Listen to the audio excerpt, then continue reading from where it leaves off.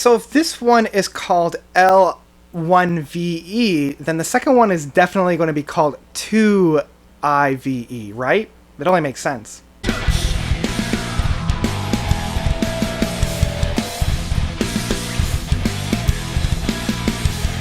L-1VE by Haken. So L-1VE is the first live album from Haken, the fantastic UK progressive metal band. We do have their 10th anniversary live disc of Live, or L-1VE.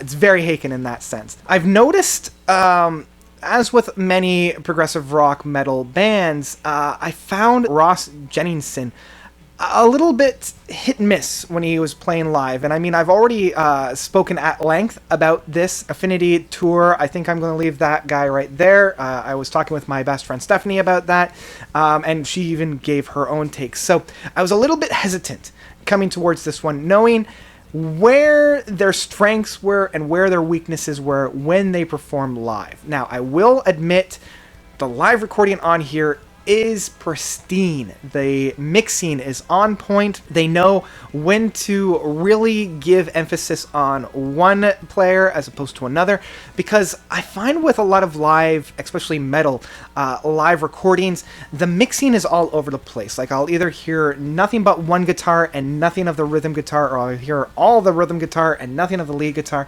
Sometimes the whole keyboard section will be left out and the bass is completely gone. I will admit, the mixing on this is top notch. Whoever mixed this album really did a bang up job. Unfortunately, I don't have that particular information in front of me.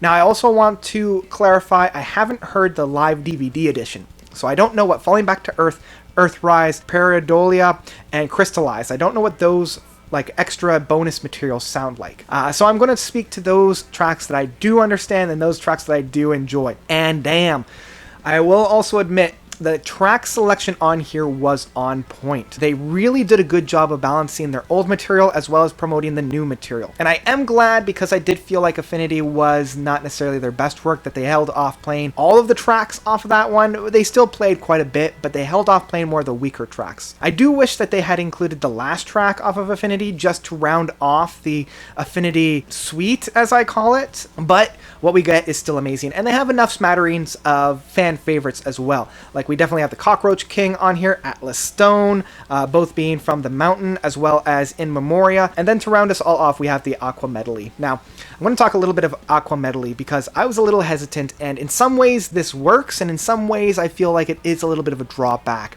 The Aqua Medley is essentially like 5 minutes from each song from Aqua Medley, and it really showcases what works within Aquarius and what, well, essentially it's just what works. And by removing the best pieces of each, you remove also the build-up to those pieces, and how the build-ups are very important for those. Like when we get to the final track within Celestial Elixir, and you have that real big play out, and you just cut straight to that play out, it does remove the impact from it, where you have that really, really intense moment from Drowning in the Flood, one of my favorite moments, where it's just that drowning in the flood, and having that like padding around it, and then diving straight into that with the really amazing sequence from Celestial Elixir, and being that do do do do do do do do do do do do do do do do. Anyway, having that moment springboard off of the one to the other, it works, but at the same time it removes some of that impact. It's kind of like having a punch without the drawback to it.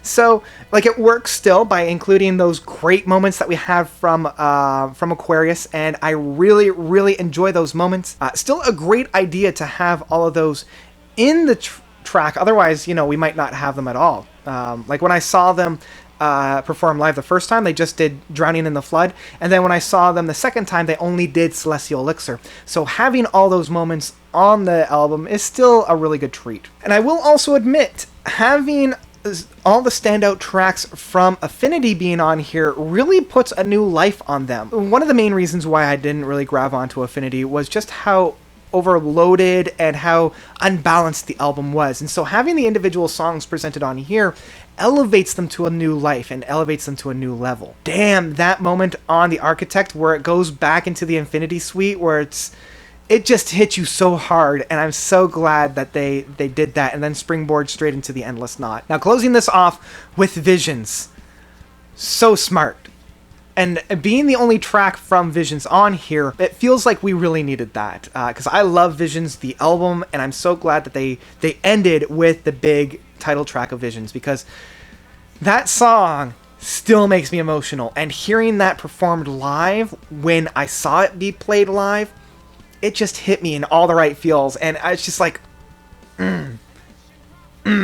so good. And damn, did they do it justice when they have that big play out at the end and Ross comes in and says, you know, let's sing this together. It's just so powerful, being that over 20-minute stretch, and just it feels like you're coming home within that track, and it's so well done. So the main criticism that I would have had for this is Ross's singing, and I was a little bit hesitant about that, but damn, he sounds good.